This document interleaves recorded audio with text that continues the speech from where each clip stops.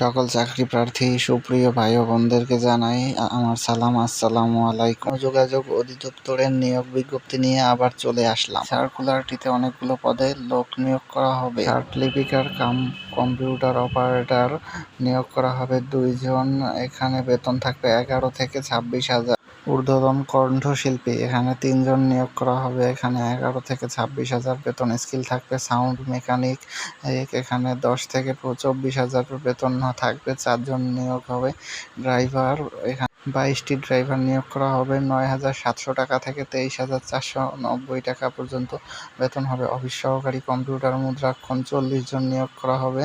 এখানে বেতন থাকবে 9,300 থেকে 22,490 টাকা। হিসাব সহকারী গ্রেড 16, বেতন 9,300 থেকে 22,490 টাকা। 2 জন নিয়োগ করা হবে।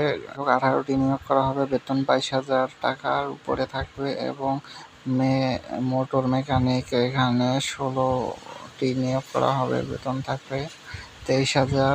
এখানে অফিস সহায়ক 33টি নিয়োগ করা হবে। গ্রেড 20, এখানে অফিস সহায়কের বেতন 8,250 টাকা থেকে 20,000 হবে।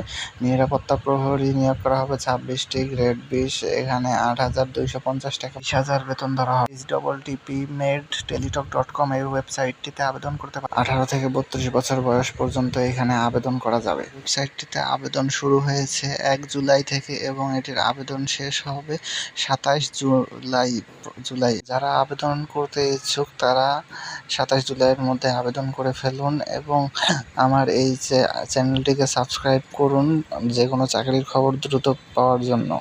নিয়োগ সংক্রান্ত সকল ভিডিও পেতে হলে এই চ্যানেলটিকে সাবস্ক্রাইব করে রাখুন।